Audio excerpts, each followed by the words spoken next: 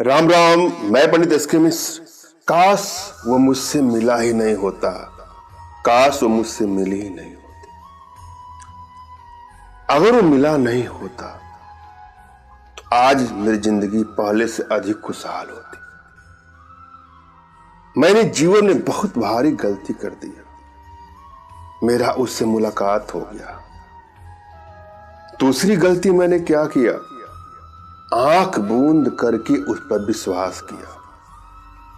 मैंने तो विश्वास किया, उसके सारी इच्छाओं को पूरा किया, उसके सारे डिमांड को पूरा किया, और आज एक झटके में वो मुझसे दूर हो गया।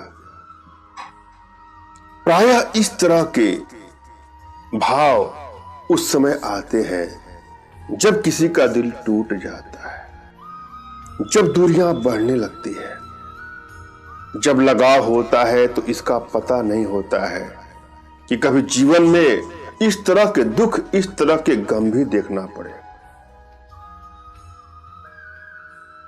मगर जब सच्चाई सामने आती है तो मन में क्राइसिस बढ़ जाती है, तनाव बढ़ जाता है, जीने की इच्छा ही खत्म हो जाती है, कहीं मन ही नहीं लगता है। मन में सिर्फ एक ही सवाल होता है, एक ही प्रश्न होता है कि उसने ऐसा मेरे साथ क्यों किया। और इस प्रश्न का उत्तर जानने के लिए अनेकों प्रयास किए जाते हैं। उसको पुनः प्राप्त करने के लिए, उसको पुनः बस में करने के लिए अनेकों प्रयास किए जाते हैं, और प्रायः सभी प्रयासों में सफलता ही हाथ लगे ऐसा नहीं होता है। अधिकतर प्रयास तो असफल ही होते हैं।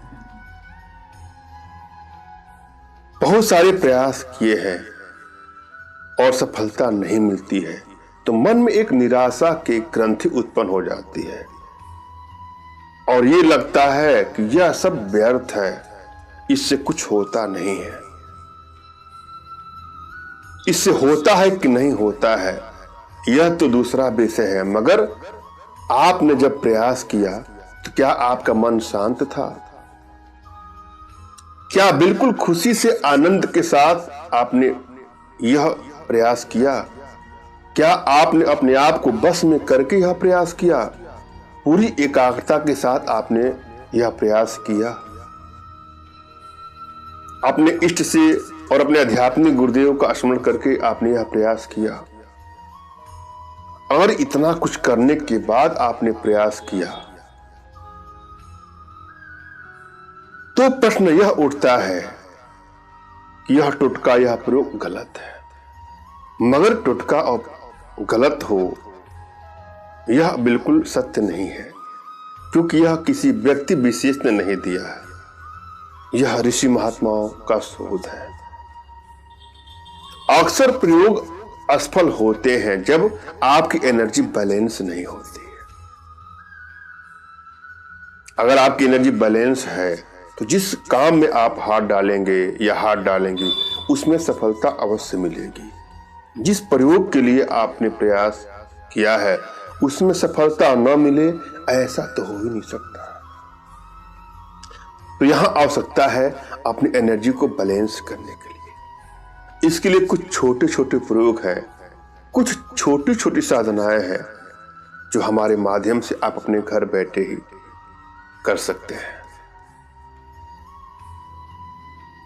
जब भी आप कोई प्रयोग करने जाएं तो अपने इष्ट का स्मरण कर लें, उनसे मानसिक रूप से मानसिक आदेश और आशीर्वाद प्राप्त कर लें। तत्पश्चात अपने आध्यात्मिक गुरुदेव का भी आपको स्मरण करना है और उनसे भी आपको मानसिक रूप से मानसिक आदेश और आशीर्वाद प्राप्त कर यह प्रयोग करें, आपको सफलता अवश्य मिलेगी।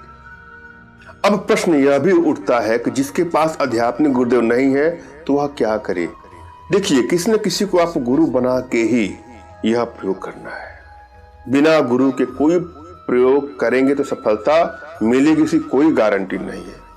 अतः गुरु का होना बहुत जरूरी है। अगर आपके पास कोई गुरु नहीं है, आपने ढूंढने का प्रयास किया, कोई उचित गुरु नहीं मिला, तो बिल्कुल परेशान भी ना हो।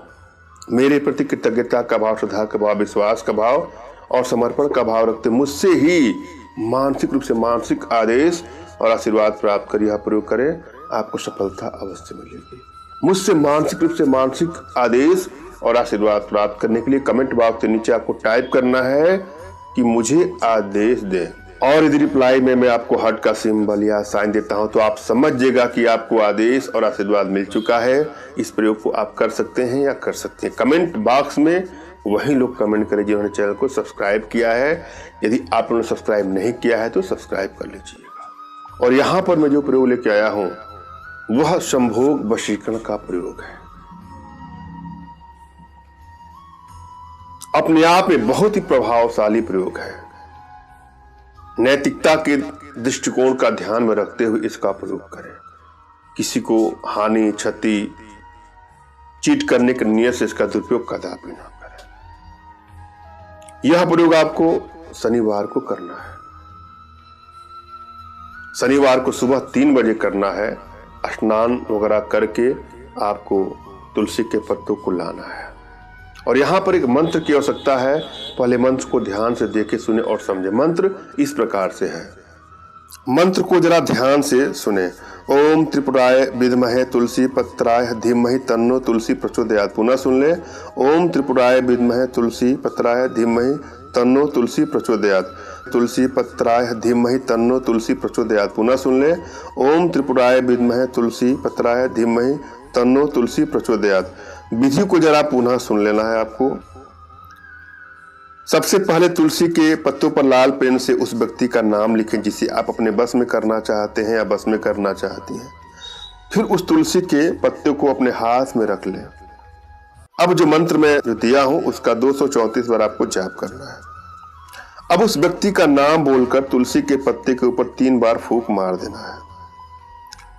इस तुलसी के पत्ते को तब तक अपने पास रखें जब तक वह आपसे मिल नहीं लेता है, आपकी खबर नहीं लेता है, आपसे उसके संबंध नहीं बन जाते हैं। उसके बाद इस तुलसी के पत्ते को कहीं बहते पानी में जाके नदी वगैरह में बहा दें।